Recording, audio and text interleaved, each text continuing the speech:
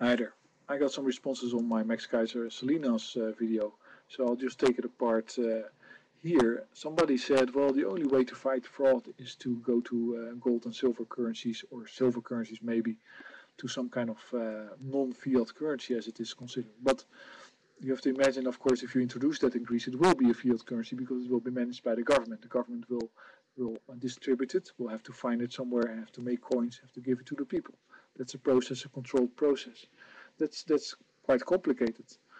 Does it solve any problem? No, it actually increases the problems, and it creates a huge vulnerability for Greece, because at the moment we live in a different society than when gold and silver were legal tender across the world and were used in most transactions. In the current society, we don't own anything. We're still in this whole debt fantasy virtual bubble. That means that we cannot produce. That means that we have to get from outside, that we have to import, or we have to find it where it's manufactured using fossil fuels. So those manufacturers will want to have money that is capable of buying fossil fuels, which is not found in Greece at the moment. Which means that if you want to have something that is imported, or you want to have basic food, you want to have fuel for your car, you have to buy that in a currency other than the metal currencies that you're introducing. Which means that the metal currencies will be sold to the people with the paper currencies, the same people that have brought Greece to this point. The people that control the carbon credit system, the people that control the European debts and the European banking system. So, and then you're in even deeper problems because you have lost a strategic asset, an asset that can help you in times of war. So then war breaks out, Greece is overrun. You cannot motivate anybody outside to do anything for them because they don't have any gold and silver anymore. See, that would be, like say, the final straw. It would destroy the relationship between Greece and Europe. It would destroy Greece as a country. It would hand gold and silver to the carbon credit system, and it would be completely unnecessary to go through all the suffering associated with it. So the path forward for Greece is not to fight the fraud of the banks by introducing a different currency, but simply fight the fraud of the banks by removing the people that are fraudulent, removing the burden of the debt, by removing the people that are agents of the debt. And if there is a huge, let's say, strategic war type of threat associated with that, which I don't think so, I think it's still corruption. It's still basic indifference and corruption in the leadership. But if there is, then so be it. You have to face that. It's not. Let's say, in Italy, for instance, they put this guy in place, this Monti guy, Goldman Sachs banker. He understands the financial system. And then if you want to counter that, you suddenly have to, let's say, turn every stone and get everybody involved. No, you have to have enough people to remove such a guy from office. And you will say, okay, but that's illegal. I'm not sure whether it's illegal because you will be making the laws.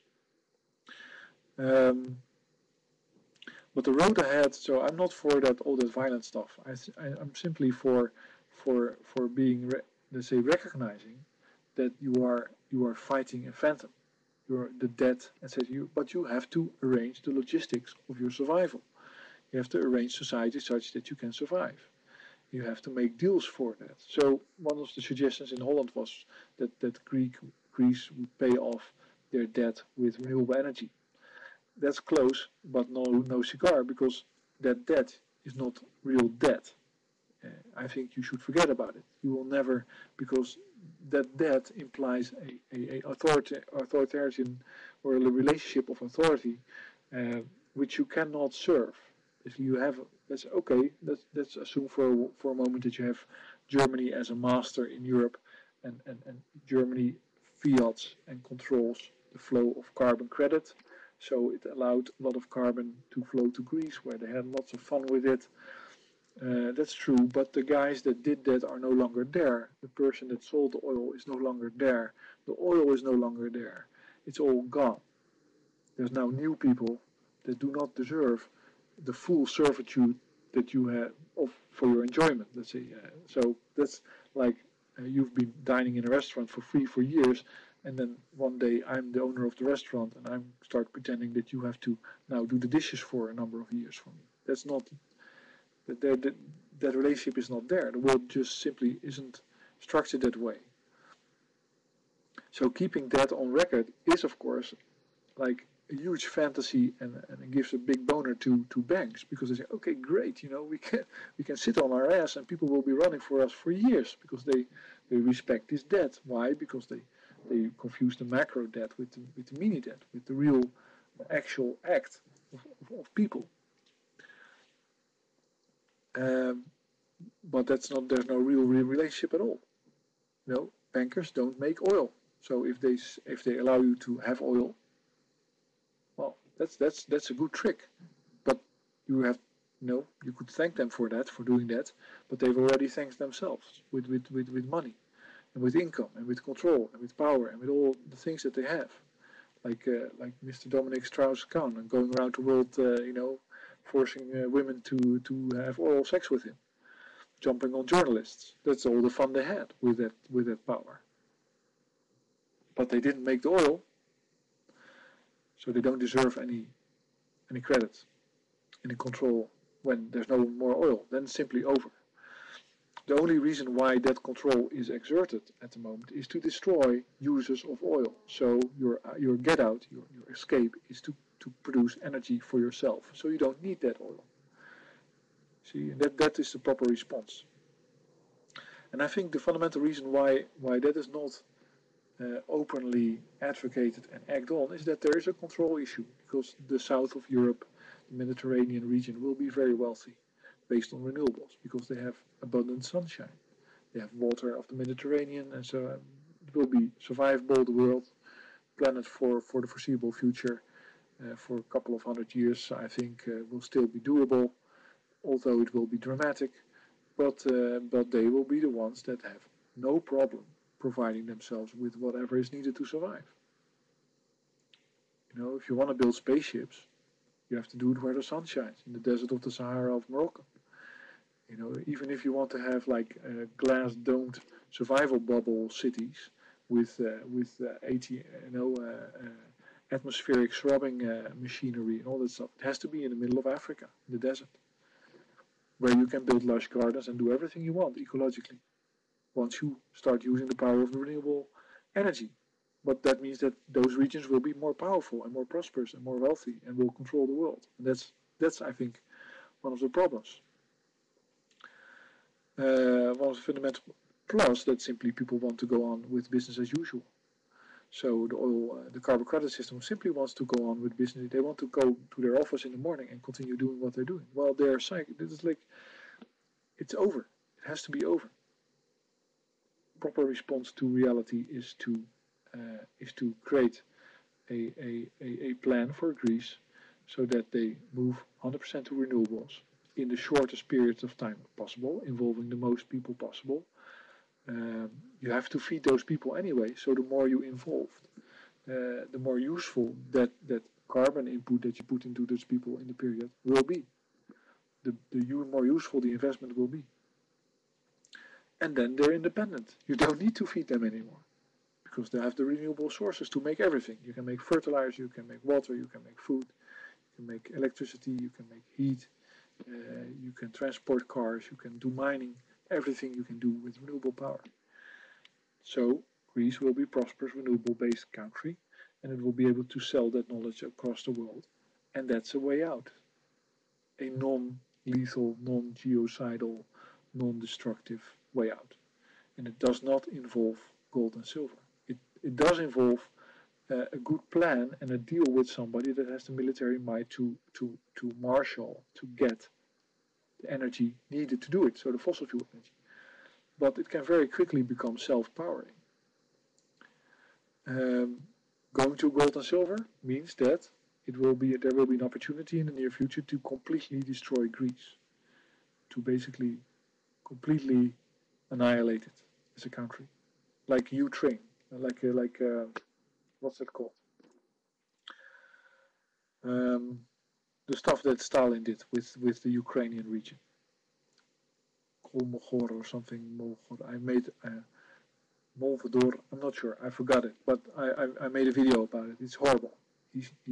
And it's described by people. And it's the same thing that happened to Argentina. But that's in a carbon credit world. You have to step over that and move to the future. What you need for that is about 10,000 people going to this and let's say 10,000 people that remain 10,000 people no matter what.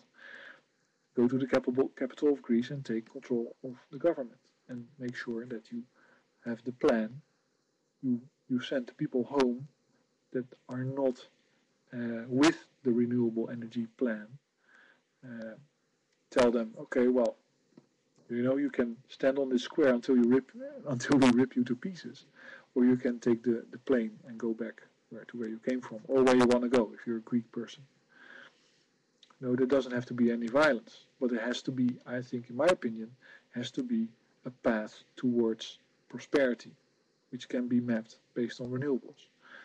And then the whole gold silver thing will be a little bit of a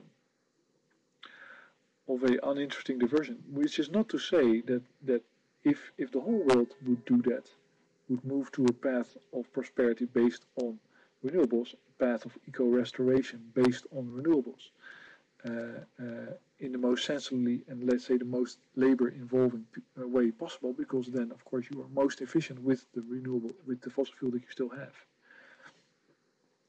It won't mean that in that world gold and silver don't have a role as a currency or a store of value. Of course they will. And in that world the price of silver, let's say the value of silver will increase until it reaches the value it has for solar power plants. That will basically, and until it runs out because it's used in industrial sense. But recycling will greatly increase, so you won't have, let's say you have, of course you can mine gold and silver from the bottom of the oceans, from the vents, from lots of other places. And once that is possible with renewable power,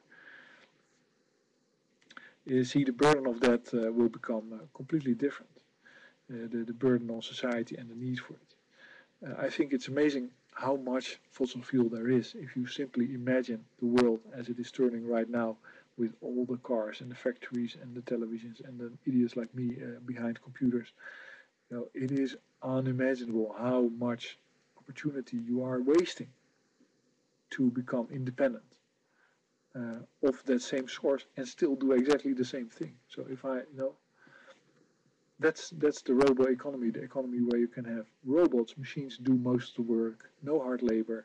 You can restore the ecology based on your renewable power, and you can have that world for the rest of the existence of the planet.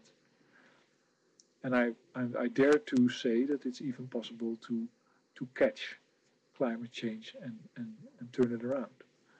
If you simply put your mind to it, if you don't talk about it, if you don't try to make a legal framework, which is a framework which functions always in the existing economy, which is simply the problem, simply a carbon credit economy, which has made many people dependent.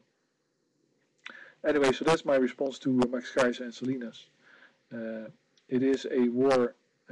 It's a problem for Greece if you do it. It's a war scenario to do it. It doesn't fix the problems, and it actually increases the difficulty of getting renewables off the grounds because it increases the cost of renewables. So thanks for listening, and I hope you're a Greek person and with some power. Thanks for listening.